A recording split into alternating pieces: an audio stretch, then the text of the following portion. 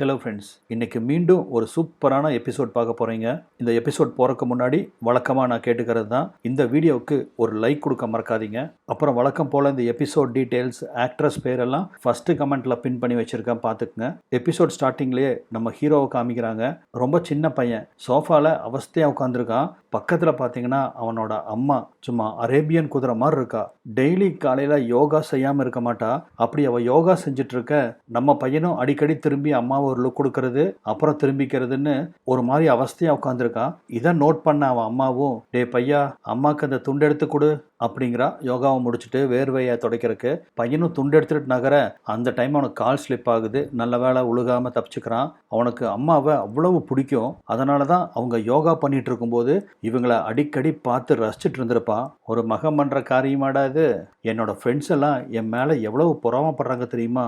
உனக்கு மட்டும் எப்படி இப்படி ஒரு அழகான ரொம்ப பொறுப்பான ஸ்டெப்ஸன் இருக்கான் அப்படின்னு என்னை பார்த்து எல்லாரும் பொறாமப்படுறாங்க. நீ ரொம்ப நல்ல பையன்தான், ஆனால் கொஞ்சம் வளரணும்ப்பா அப்படிங்கிறாங்க.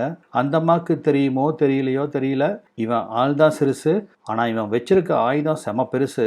சாரிம்மா, அவசரத்தில் எனக்கு கால் ஸ்லிப் ஆகிடுச்சு, உங்களுக்கு உதவுறதுக்காக நான் வேகமாக எழுந்திரிச்சேன், அதான் அப்படிங்கிறான். அவன் கன்னத்தை தட்டி கொடுத்த அம்மாவும், நீ ரொம்ப நல்ல பையன்டா, உன்ன மாதிரி ஒரு மகன் கிடைக்கிறதுக்கு நான் கொடுத்து வச்சிருக்கணும் அப்படின்னு சொன்ன அம்மா போய் சோஃபாவில் உட்கார்றா.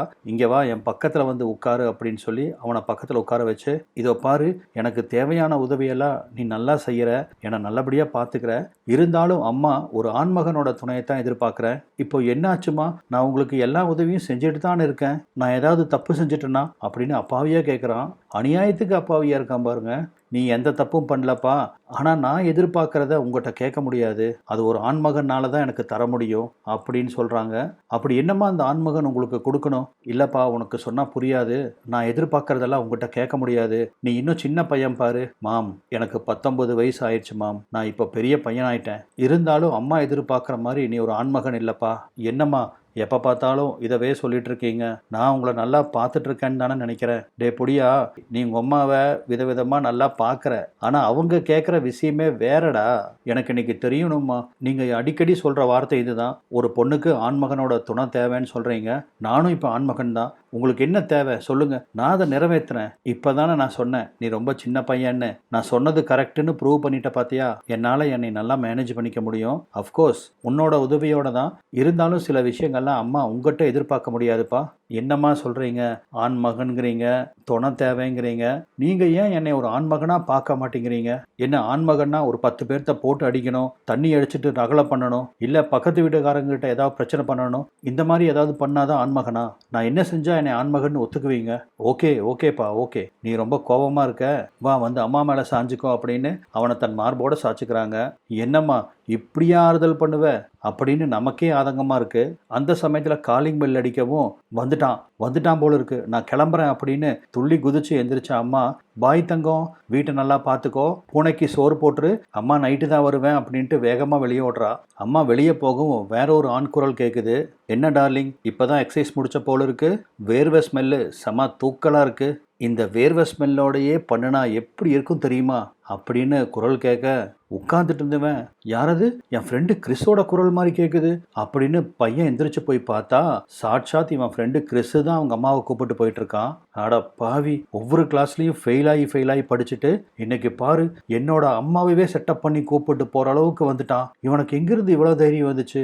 நான் ஆம்பளை இல்லைன்னா என் ஃப்ரெண்டு மட்டும் எப்படி ஆம்பளையாவான்? எங்கள் அம்மாவோட லாஜிக்கே எனக்கு புரியலையே அப்படின்ட்டு ரொம்ப சோகமாக வந்து உட்கார்றான். காலையிலிருந்து பார்த்த காட்சி இப்போ அவனை நெஞ்சோட அணைச்சு ஆறுதல் சொல்ல, இதை எல்லாத்தையும் மனசுக்குள்ளே ஓட்டி பார்க்குறான். தம்பி விரைச்சிக்கிறான். இவனால் என்ன பண்ண முடியும்? பாவம், பாத்ரூம்குள்ளே தான் ஓட முடியும். ஓடி போனவன் கஞ்சியை செதற விட்டுட்டு வந்து உட்கார்றான். இப்போ தான் அவனுக்கு பெரிய பாரத்தை இறக்கி வச்ச மாதிரி இருக்கு.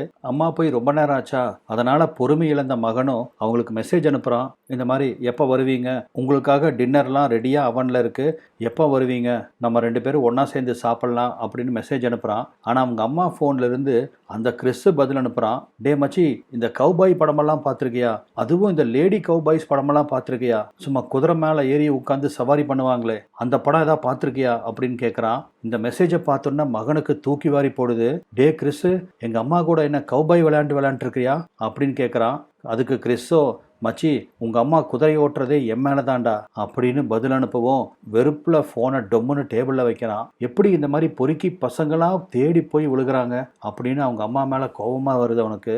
மனசு கேட்க மாட்டேங்குது. அவன் ஃப்ரெண்டுக்கு மெசேஜ் அனுப்புகிறான், எங்கள் அம்மாவை சீக்கிரமாக குதிரை ஓட்டி முடிச்சுட்டு வீட்டுக்கு வர சொல்லு அப்படின்னு. நைட் ஆகுது, அம்மாவல்ல பையனும் சாப்பிட்டு போய் தூங்கியே போயிடுறான். நடுராத்திரியில் பக்கத்து ரூம்ல இருந்து ஏதோ முக்கல் முனங்கள் சத்தம் வருது. என்னடா சத்தம் இது அப்படின்னு எந்திரிச்சு உட்கார்றான். பார்த்தா நடுராத்திரி தாண்டிருச்சு. அவங்க அம்மாவோட குரலும் கிறிஸோட குரலும் தான் கேட்குது. அம்மா கிறிஸை வீட்டுக்கே கூப்பிட்டு வந்துட்டா போல இருக்கு. ரெண்டு பேரும் ஏதோ மும்மரமாக டிஸ்கஸ் பண்ணுறாங்க அப்படின்னு பையனும் போய் அவங்க ரூம் கதவுல காது வச்சு கேட்குறான். அப்போதான் அம்மா சொல்லிட்டு இருக்கா கிறிஸு கிட்ட, டேய் போதுண்டா கிறிஸ், எத்தனை தடவை மோந்து பார்ப்பேன், காலையிலிருந்து நாய் மாதிரி இதவே மோப்பம் பிடிச்சிட்டு இருக்க, மோப்பம் பிடிச்சது போதும் சாப்பிட்றா அப்படிங்கிறாங்க.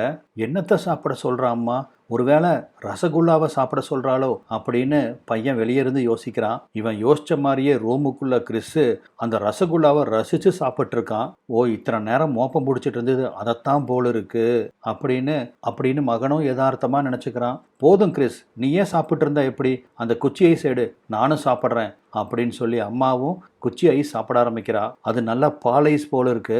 சாப்பிட்டு முடிச்சோடனே அம்மா சிரிக்க ஆரம்பிக்கிறா. எதுக்கு சிரிக்கிறேன்னு கிறிஸ் கேட்குறான். இல்லை, இப்படி நான் ஐஸ் சாப்பிட்றத என் பையன் பார்த்தா எப்படி இருக்குன்னு யோசித்தேன் அப்படின்னு அம்மா சொல்லவும், இதை ஒட்டு கேட்டுட்டு இருந்த பையனுக்கு என்னது இதை நான் வேற பார்க்கணுமா அப்படின்னு அதிர்ச்சி அடைகிறான். அதுக்கு உள்ளார கிறிஸும், வேணா அவனை வர சொல்ல, அவனும் வந்து நம்ம பார்ட்டியில் ஜாயின் பண்ணிக்கிட்டோம், நான் ஒரு ரசகுல்லா சாப்பிட்றேன், அவன் ஒரு ரசகுல்லா சாப்பிடு, நீ 2 ஐஸையும் சாப்பிடு அப்படிங்கிறான். இல்லை அவன் வேண்டாம், அந்த ஐஸு சரிப்பட்டு வராது அப்படிங்கிறான் அம்மா. இதனால் மனசுடைஞ்சு போன பையன் சோகமாக வந்து பெட்டில் உட்காந்துக்கிறான். ஏன் எப்போ பார்த்தாலும் அம்மா என்னை வந்து சின்ன பையனே சொல்லிட்டு இருக்கா, எங்கிட்ட இல்லாதது கிறிஸுக்கிட்ட என்ன இருக்குது, அவனை விட பெருசாக நான் வச்சுருக்கேன், ஆனால் அம்மாவுக்கு அது புரிய மாட்டேங்குது பாரு அப்படின்னு அவங்க அம்மாவை நினச்சி கோவப்படுறான். அப்போ அவன் ரூம் வாசலில் நிழலாடுது. பார்த்தா அவங்க அம்மா தான் வந்திருக்கா. இவன் கோபமாக படுத்துக்கிறான். அவன் பக்கத்தில் வந்து உட்காந்து அம்மாவும், இதோ பாடுறா, ஒரு பொண்ணாக இருக்கிறது எவ்வளோ கஷ்டம் தெரியுமா, ரோட்டில் போகிறவன் வரவன் பசங்க ஃப்ரெண்ட்ஸுன்னு எத்தனையோ பேர் எத்தனையோ விதமாக பார்ப்பாங்க. சில சமயம் அப்படி இப்படின்னு அட்ஜஸ்ட் பண்ணி தாண்டா போகணும், இல்லைன்னா வாழ்க்கையே ரொம்ப கஷ்டமாயிரும். என்னை மேலோட்டமாக பார்க்கும்போது நான் ரொம்ப பர்ஃபெக்டாக தெரியும், ஆனால் என்னோட கஷ்டம் என்னங்கிறது எனக்கு தான் தெரியும். இல்லைம்மா, எனக்கும் தெரியும், உனக்கு என்னடா தெரியும், உனக்கு எதுவும் தெரியாது, நீ சின்ன பையன் பேசாம இரு அப்படின்னு அவன் ஏதோ சொல்ல வர்றான். அவன் வாயை பொத்துறா. பொதுவாக பெண்களோட மனநிலைமை எப்படி இருக்கும் தெரியுமா, ஆண்கள் தங்களை ரசிக்கணும் அப்படின்னு தான் எல்லாரும் விரும்புவாங்க. ஏன் எனக்கு கூட அப்படிதான் ஆசை. உங்க அப்பா என்னை ரசிக்கிறாரா சொல்லு, கிடையவே கிடையாது. என்னை ஒரு ஆண்மகன் நல்லா ரசிக்கணும் ருசிக்கணும் இப்படின்னு தான் நானும் ஆசைப்படுறேன். இதைத்தான் ஒரு பொண்ணு ஆண்கள்கிட்ட இருந்து எதிர்பார்ப்பா. மாம், உனக்கு என்ன பண்ணா சந்தோஷமா இருக்குன்னு சொல்லு, நான் பண்ண தயாரா இருக்கேன். இல்லடா, நீ ரொம்ப பர்ஃபெக்டான பையன், நல்ல பையன், அதிலெல்லாம் எந்த டவுட்டும் இல்லை. ஆனால் நான் எதிர்பார்க்கறது வந்து ஒரு ஆண்மகனை, நீ அப்படிப்பட்ட ஆண்மகன் கிடையாது. போங்க மாம், எப்போ பார்த்தாலும் ஆண்மகன்னு, என்னை பற்றி ஏதாவது உங்களுக்கு முழுசாக தெரியுமா தெரியாதா அப்படின்னு போர்வையை விளக்கிட்டு கோவமாக எந்திரிச்சு உட்கார்றான். இன்னைக்கு அந்த கிறிஸு உனக்கு ஒரு சின்ன வாழைப்பழம் கொடுத்தானே, அவ்வளோதான் அவங்ககிட்ட இருக்கு. ஆனால் நான் எவ்வளோ பெரிய பணம் வச்சிருக்கேன் தெரியுமா, அதிகமா உனக்கு தெரிய மாட்டேங்குது. அவனை விட நான் எந்த விதத்தில் குறைஞ்சிட்டேன் பாரு அப்படின்னு அந்த பழத்தை எடுத்து காமிக்கிறான். அதை பார்த்த அம்மாவும், எனக்கு ரொம்ப பசிக்குதுடா, அந்த பழத்தை எனக்கு குடுறா அப்படின்னு வேகமாக அந்த பழத்தை சாப்பிட ஆரம்பிக்கிறா.